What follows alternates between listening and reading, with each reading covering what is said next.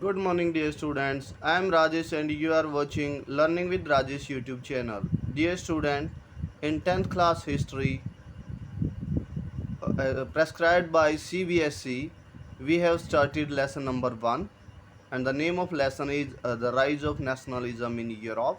Here in is written there. You know that in Rise of Nationalism in Europe. After that, in the previous video, you learned about the rise of nationalism, what were the reason of rise of nationalism in Europe, and you also learned about the liberals.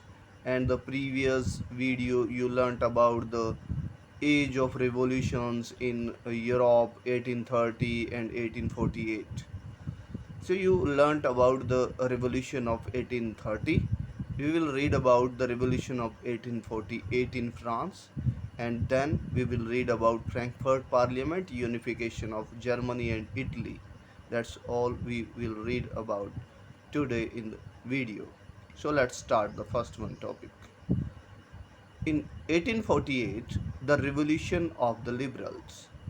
So it means in France in 1848 the revolution was started by liberals, and you learned the meaning of liberals, that the people who need freedom and freedom of speech and liberty were known as liberals.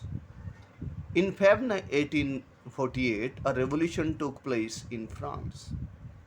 The liberal abdicated the monarch. You learned that there was monarchy system settled by the Vienna Congress after 1815 in uh, various countries of Europe.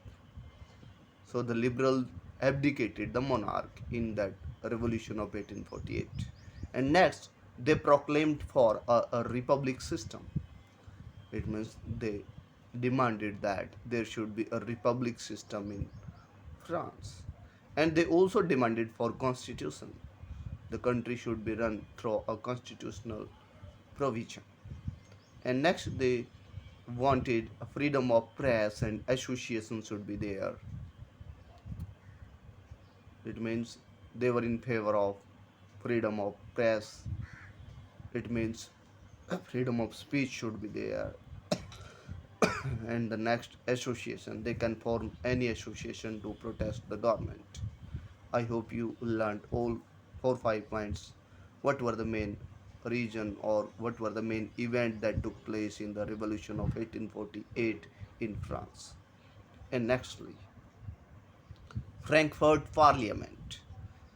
So you will have a question in exam, write a note on Frankfurt Parliament, or you can be asked a question like this: Frankfurt Parliament played an important role to unify or in the unification of Germany.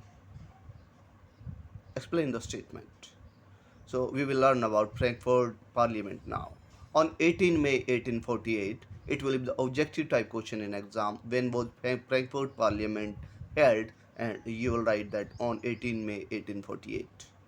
On 18 May 1848, 831 elected representatives gathered to make constitution for Germany, and this parliament was known as Frankfurt Parliament. Frankfurt is a place in Germany. So, the meeting held in the church of St. Paul. This meeting of 831 elected representative met at a place in Frankfurt, and the specific place name was St. Paul Church. So it will be the next objective type question: where was Frankfurt Parliament organized? And you will answer that in the church of St. Paul. And next, they drafted a constitution for Germany. So, as you earlier learned that why the Frankfurt Parliament was organized for the Constitution of Germany, and in the third point you know now that they drafted it means 831 members drafted a constitution for Germany, and but aristocrat, or means monarchs, they revolted against that parliament. Why should be their parliament? We will run the government according to wish. So that's why aristocrat and monarchy and the military also opposed that parliament. And due to the opposition of military and aristocrat, in the end troops were called in and assembly was forced to disband. It means you can say that the Frankfurt Parliament was not got the result. It means the constitution of making of for Germany was disbanded due to the troughs, due to the revolution or protest of aristocrat and military. I think you got the second point also now. And nextly, the making of Germany and Italy. The very important question of the lesson. There will be separate question in exam or can be one question or differentiate what were the major difference between or the making of Germany and Italy. You can write the difference also, but you can make two question, uh, write a note on the making of Germany and making of Italy also. So we will learn firstly about the making of Germany. And there can be the separate question in that making of Germany. What was the role of Otto von Bismarck in the unification of Germany, in the making of Germany? It will be the another question in that point. So we'll write that Austria did not want a united Germany. You can say that Australia, here is not Australia, Austria. Austria, you learned that the capital is Vienna. Austria is the country of Europe. Austria did not want a united Germany. So Persia was the catalyst in the unification of Germany. It means Persia wanted that. And nextly, William I, the king of Persia, appointed him PM. Appointed him PM here means appointed Otto von Bismarck as his prime minister. Who appointed it? Him as a prime minister? William I of the king of Persia. And what the role played by Otto von Bismarck now? Bismarck brought the unification of Germany through three wars. He fought three wars to unite Germany for the unification of Germany. So what were these three wars? We will read now. In 1864, Denmark defeated by Ottoman army, and that army was also helped by Prussian's army. And next, in 1866, Austria also defeated by Ottoman army with the help of Prussia. And at last, in the Battle of Sedan, France was defeated by Ottoman army with the help of Prussia. And finally, in January 1871, William I was proclaimed as German emperor. In that way, Germany was united. I hope you have learned this point easily, that who were the main architect of unification of Germany, and you can answer that Otto von Bismarck was the main leader or the architect of the unification of Germany, and he played an important role to unite Germany with the help of Prussian King William I, and he defeated three countries in a war. You learned that Denmark, Austria, and France. I hope you learned this point easily. And the next point of today is unification of Italy. Before unification, Italy was divided into 7 parts. And on every part, there were different dynasties set up by the different rulers. And firstly, Giuseppe Mazzini played an important role to unite Italy. You learned about Giuseppe Mazzini in the previous videos.